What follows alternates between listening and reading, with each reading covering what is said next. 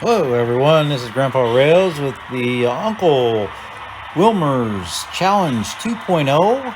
I'm doing this on flat ground.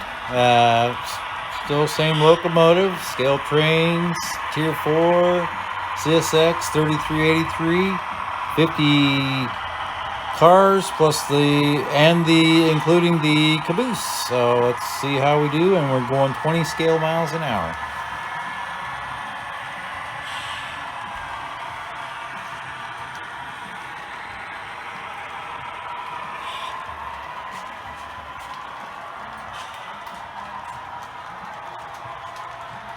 As you can see, I have just about everything imaginable to run.